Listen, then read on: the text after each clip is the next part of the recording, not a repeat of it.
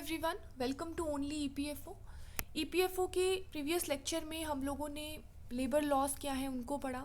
Labour laws के बाद हम लोगों ने पढ़ा कि जो न्यू रिफॉर्म्स आया है लेबर लॉस में, जो 4 कोड्स जो हैं उनको भी हमने डिटेल में पढ़ा है।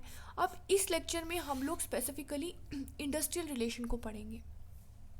देखिए, जो पुराने लेबर लॉस हैं वो आइडिया जो है वो आपको दे दिया गया है। जो डिफरेंट लेबर लॉस थे उनकी सेपरेट कैटेगरी भी आपको बता दी गई है। उसके अलावा कौन कौन से नए लेबर लॉस ने कितने एक्ट को सब्ज्यूम किया है अपने अंडर, वो भी बता दिया गया है। अब हर एक एक्ट को, जो इम्पॉर्टेंट एक्ट हैं जैसे industrial dispute act 1947, maternity benefit act 1961, इन सब एक्ट्स को डील किया जाएगा। इन सब एक्ट पे भी वीडियो आएंगी। हो सकता है कि क्वेश्चन आ जाए। इस टाइम पे ज़्यादा इम्पॉर्टेंट जो है वो नए 4 लेबर कोड्स ही हैं, लेकिन हम इनको भी नहीं छोड़ेंगे। इन ब्रीफ इनके बारे में भी हम पढ़ के जाएंगे, तो उनके लिए भी सेपरेट वीडियोस जो हैं वो लाई जाएंगी इसी चैनल पे। तो आप सब्सक्राइब कर सकते हैं, और अगर आपको कंटेंट अच्छा लग रहा है तो आप चैनल को शेयर भी कर सकते हैं। So let's start. सबसे पहले इंडस्ट्रियल रिलेशन क्या होता है ये जानना बहुत ज़रूरी है। देखिए, नाम से ही पता चल रहा है इंडस्ट्री में किसी रिलेशन की बात की जा रही है, यानी रिलेशनशिप किस किस के बीच में, एम्प्लॉयर के बीच में, एम्प्लॉय के बीच में, या गवर्नमेंट के बीच में, या हम कह सकते हैं मैनेजमेंट के बीच में, ट्रेड यूनियन के बीच में, स्टेट के बीच में। ये जो रिलेशनशिप है इसी को हम इंडस्ट्रियल रिलेशन कहते हैं, राइट। नेक्स्ट आता है कि इंडस्ट्रियल रिलेशन जो है इसे हम एम्प्लॉयमेंट रिलेशन भी कहते हैं। इंडस्ट्रियल रिलेशन को हम एम्प्लॉयमेंट रिलेशन भी कहते हैं। क्यों? क्योंकि ये एम्प्लॉयर और एम्प्लॉय के बीच का रिलेशनशिप है। तो इंडस्ट्रियल रिलेशनशिप बेसिकली एक मीन्स है, एक आर्ट है, जिससे एम्प्लॉयर और एम्प्लॉय के रिलेशनशिप को रेगुलेट किया जाता है। तो I hope the definition is clear to you कि industrial relationship is a mean और a art by which the employer as well as the employee relationship is regulated or managed, right? तो at the beginning of industrialisation के शुरुआत में जो relationship था वो बहुत इनफॉर्मल था, लेकिन आज ये फॉर्मल हो गया है। फॉर्मल क्यों हो गया है? क्योंकि बहुत से लेबर लॉज आ गए हैं जो कोडिफाइड हैं, जो डिफ़ाइन करते हैं कि ये पर्टिकुलर रिलेशनशिप जो है इनके बीच में होगा, ये टर्म्स एंड कंडीशंस जो हैं इनके बीच में होगी। जैसे ट्रेड यूनियन एक्ट 1926 है इंडस्ट्रियल रिलेशन से related, industrial employment standing order act 1946 है, इंडस्ट्रियल डिस्प्यूट एक्ट 1947, ये सब डिफरेंट एक्ट्स जो हैं ये इंडस्ट्रियल रिलेशन के अंडर आते हैं। नाउ, ओरिजिन कैसे हुआ इंडस्ट्रियल रिलेशन का? हमें पता है कि इंडस्ट्रियल रेवोल्यूशन आया ब्रिटेन में, और साइमल्टेनियसली अगर इंडस्ट्रियल रेवोल्यूशन आएगा तो लेबर प्रॉब्लम्स भी आएंगी। जैसे उनकी वेजेस बहुत कम हैं, लॉन्ग वर्किंग आवर्स हैं, वर्किंग कंडीशंस अच्छी नहीं हैं, सोशल सिक्योरिटी बेनिफिट्स उनको प्रोवाइड नहीं किए जाते थे। तो ये बहुत सारी प्रॉब्लम्स जो हैं वो लेबर प्रॉब्लम्स जो हैं वो अरोज हुई। तो बॉडीज़ लाइक ट्रेड यूनियंस जो हैं ये बनाई गई ताकि रिजॉल्व किए जा सके इन कन्फ्लिक्ट को, क्योंकि इंडस्ट्रियल पीस जो है वो बहुत ही ज़्यादा क्रूशियल है इकोनॉमिक डेवलपमेंट के लिए। तो बॉडीज़ लाइक ट्रेड यूनियन वगैरह जो है वो बनाई गई, एसोसिएशंस जो हैं वो बनाई गई। और मार्क्स की थ्योरी जो है वो भी यही कहती है कि लेबर मूवमेंट उन्होंने भी इफ़ेक्ट दिया, उन्होंने भी बहुत ज़्यादा बल दिया लेबर मूवमेंट को, क्योंकि वो कहते थे कि कैपिटलिस्ट क्लास जो है वो एक्सप्लॉइट करती है इन लेबरर्स को। तो लेबर मूवमेंट को उन्होंने बहुत ज़्यादा सपोर्ट किया।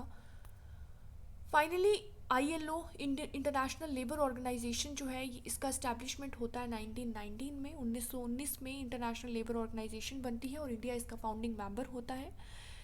इस ऑर्गेनाइजेशन का काम होता है कि कंट्रीब्यूट करना, इम्प्रूव करना जो वर्किंग कंडीशंस हैं लेबरर्स की, उनकी वर्किंग कंडीशंस को इम्प्रूव करना, उनके राइट्स, उनके इंटरेस्ट्स को जो है वो प्रोटेक्ट करना।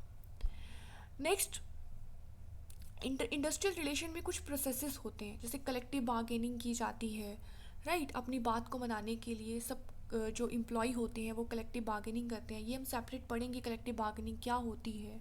उसके अलावा worker involvement in decision making, अगर उनका मैनेजमेंट में उनका इन्वॉल्वमेंट होगा तो उनकी ज़्यादा से होगी, डिस्प्यूट्स कम होंगे।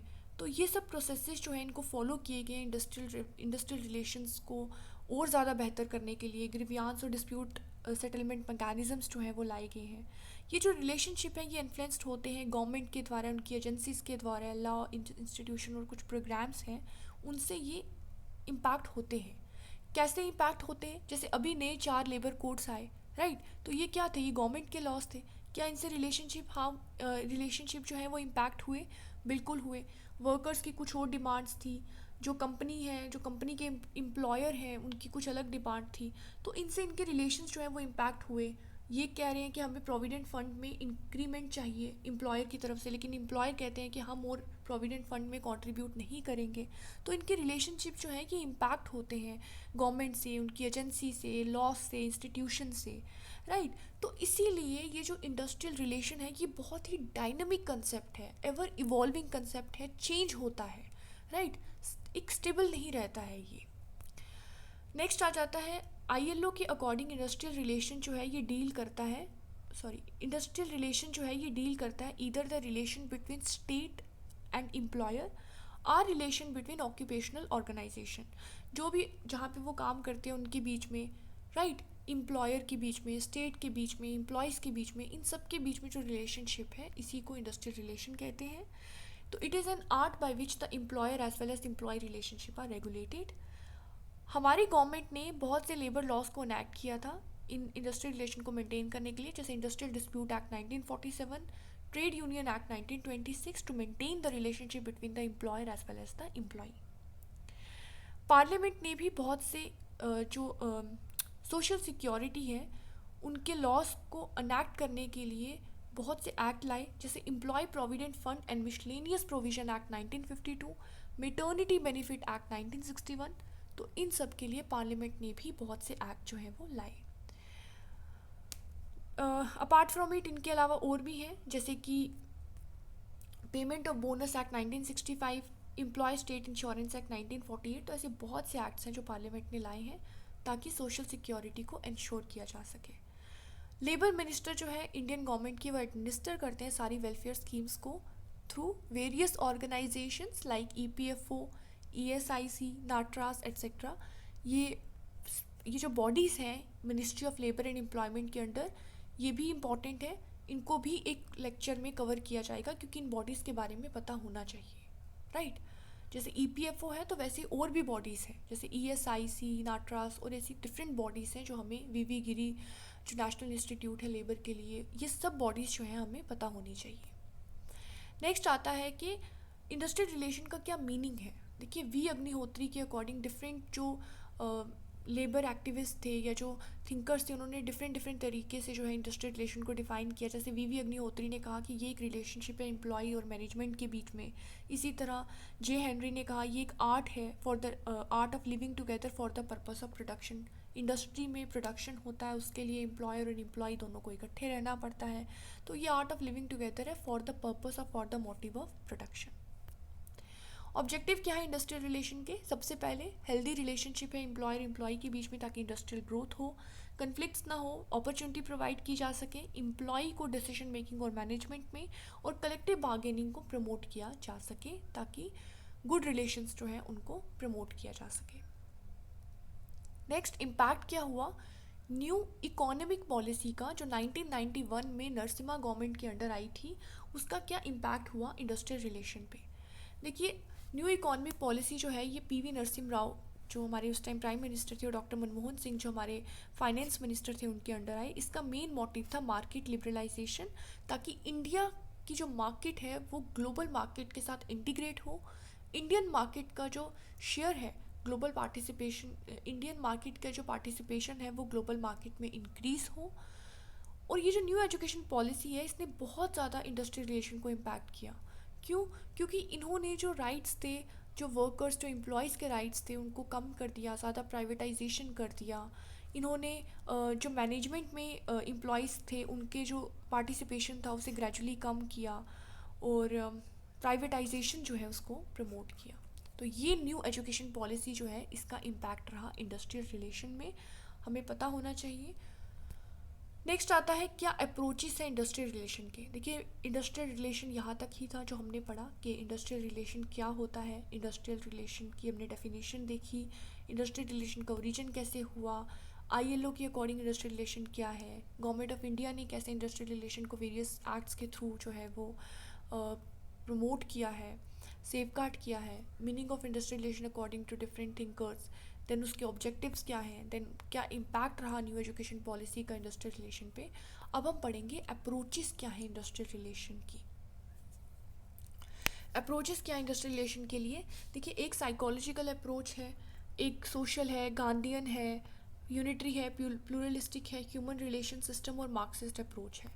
देखिए, साइकोलॉजिकल अप्रोच नाम से पता चल रहा है कुछ साइकोलॉजी, कुछ माइंड से रिलेटेड है। ये अप्रोच कहती है कि जो कन्फ्लिक्ट है लेबर के बीच में और मैनेजमेंट के बीच में, या जिसे हम कहेंगे एम्प्लॉयर के बीच में या एम्प्लॉय के बीच में, वो इसलिए होता है क्योंकि ये दोनों ही एक दूसरे को नेगेटिवली परसीव करते हैं। अब एम्प्लॉय जो होता है वो सोचता है कि एम्प्लॉयर, मतलब एम्प्लॉय सोचता है कि जो एम्प्लॉयर है वो मुझे एक्सप्लॉइट कर रहा है, और एम्प्लॉय जो है वो हमेशा अपने बेनिफिट के लिए सोचता है। तो वो सोचता है कि एम्प्लॉय जो है वो ऑनेस्टी के साथ जो है वो अपना काम नहीं कर रहा। तो दोनों ही एक दूसरे को नेगेटिवली परसीव करते हैं, और यही रीज़न है कि इन दोनों के बीच में कन्फ्लिक्ट होता है। तो दैट इज़ द रीज़न कि कन्फ्लिक्ट जो है वो जिस तरीके का बिहेवियर, एक दूसरे के बिहेवियर को जैसे परसीव करते हैं, वही रीज़न है कि कन्फ्लिक्ट जो है employer as well as employee के बीच में होता है। और इसके अलावा कुछ और रीजंस भी जो हैं जो इस प्रॉब्लम को फर्दर एग्रीवेट करते हैं, जैसे इनकम, लेवल ऑफ एजुकेशन, ठीक है, communication, value, belief, custom system जो है वो, क्योंकि कई सालों से जो है वो यही चलता आ रहा है कि जो एम्प्लॉयर है वो एम्प्लॉय को एक्सप्लॉइट करता है, तो वो जो बिलीव्स हैं, बिलीफ सिस्टम जो है फर्दर उसे स्ट्रेंथन करता है। नेक्स्ट आ जाता है सोशोलॉजिकल अप्रोच। देखिए, सोशोलॉजिकल अप्रोच ये कहती है कि जो इंडस्ट्री है वो सोसाइटी से अलग नहीं है। It is not inseparable from the society in which it function, जहाँ पे वो काम करती है। सोसाइटी पे भी इसका इम्पैक्ट रहता है, इसीलिए हमने देखा कि कॉर्पोरेट सोशल रिस्पॉन्सिबिलिटी जो है वो लाई गई है, ताकि कॉर्पोरेट की कोई रिस्पॉन्सिबिलिटी सोसाइटी की तरफ भी है, क्योंकि वो सोसाइटी से ही सब कुछ ले रही है, तो इन रिटर्न सोसाइटी को भी कुछ देना है। देखिए, मेन फंक्शन इंडस्ट्री का जो है वो इकोनॉमिक ही है, लेकिन उसके सोशल कॉन्सिक्वेंसेस जो हैं वो भी हैं, जैसे कि अर्बनाइजेशन कर रही है ना, फैमिली डिसइंटीग्रेशन हो रहा है, काम बहुत ज़्यादा है, स्ट्रेस स्ट्रेन जैसी कंडीशंस हैं, हाउसिंग प्रॉब्लम है, अर्बनाइजेशन प्रॉब्लम है। तो इंडस्ट्री के जो इम्पैक्ट है वो सोसाइटी पे बहुत ज़्यादा है, और यही सोशोलॉजिकल अप्रोच जो है वो बताती है। नेक्स्ट आ जाती है ह्यूमन रिलेशन अप्रोच। देखिए, ह्यूमन रिलेशन अप्रोच जो है वो कहती है कि मेजर प्रॉब्लम जो है इंडस्ट्रियल रिलेशन में वो क्यों अराइज होती है, क्योंकि एम्प्लॉयर जो है ना वो प्रेशर क्रिएट करता है एम्प्लॉय पे, राइट, और एम्प्लॉय इन टर्न रिएक्ट करता है। एम्प्लॉयर प्रेशर क्रिएट करेगा तो एम्प्लॉय जो है वो रिएक्ट करेगा। तो यही जो पर्टिकुलर रीज़न है जिसकी वजह से कन्फ्लिक्ट जो है वो अराइज होता है। और अगर हम इस कन्फ्लिक्ट को रिजॉल्व करना चाहते हैं तो ह्यूमन बिहेवियर को समझना बहुत ज़्यादा ज़रूरी है।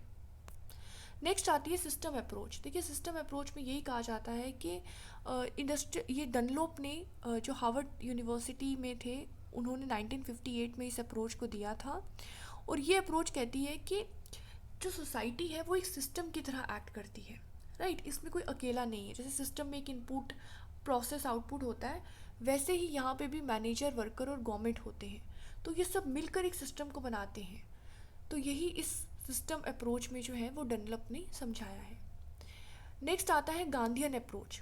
गांधीयन अप्रोच किस पे बेस्ड होगी? ट्रुथ पे, नॉन वायलेंस पे, नॉन पोसेशन पे।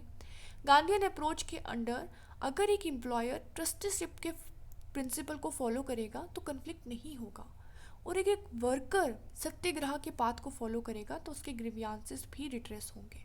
तो दोनों को ही ट्रुथ, नॉन वायलेंस और नॉन पोसेशन और ट्रस्टीशिप्स के प्रिंसिपल्स जो हैं वो सिखाए गए हैं गांधीयन अप्रोच में, अगर इंडस्ट्रियल रिलेशंस को अच्छा करना है तो। Next, unitary perspective. देखिए, यूनिटरी पर्सपेक्टिव जो है ये बहुत ही आइडियल है। यूनिटरी पर्सपेक्टिव जो है ये बिल्कुल भी प्रैग्मेटिक नहीं है, ये बहुत ही आइडियल अप्रोच है। ये कहती है कि it is based on the assumption कि जो ऑर्गेनाइजेशन है वो एक इंटीग्रेटेड ग्रुप ऑफ पीपल है जिनका एक ही वैल्यू है, एक कॉमन सेट ऑफ वैल्यू है, एक कॉमन बिलीफ है, कॉमन इंटरेस्ट है। ऐसा नहीं है। क्या एम्प्लॉयर और एम्प्लॉई की वैल्यू और बिलीफ और जो इंटरेस्ट है क्या वो सेम है? नहीं है। एम्प्लॉयर के जो है वो प्रॉफिट है, और एम्प्लॉई जो है वो चाहता है कि जितना उसने काम किया है उतना उसे इन रिटर्न मिले। तो दोनों के सेट ऑफ बिलीव्स जो है वो अलग है। प्लूरलिस्टिक अप्रोच जो है ये इसका रिवर्स है। ये कहती है कन्फ्लिक्ट इसलिए होते हैं क्योंकि सबके अलग अलग बिलीव्स हैं, सबके अलग अलग ओपिनियन है, सबके अलग अलग इंटरेस्ट्स हैं। और ये जो है वो कहती है कि नेचुरल है कि कन्फ्लिक्ट होगा, वो लेजिटिमेट है कि एम्प्लॉयर और एम्प्लॉई के बीच में कन्फ्लिक्ट होगा। नेक्स्ट आ जाती है मार्क्सिस्ट अप्रोच।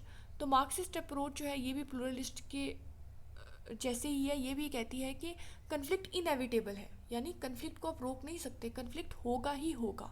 क्यों? क्योंकि ये मानते हैं कि कैपिटलिस्ट सोसाइटी जो है वो एक्सप्लॉइट करती है लेबर्स को, इसलिए इस पर्टिकुलर अप्रोच में या जो मार्क्सिस्ट थेरी है उसमें भी लेबर मूवमेंट को बहुत ज़्यादा जो है वो इम्पोर्टेंस दी गई है टू प्रोटेक्ट और to safeguard the rights of the labour.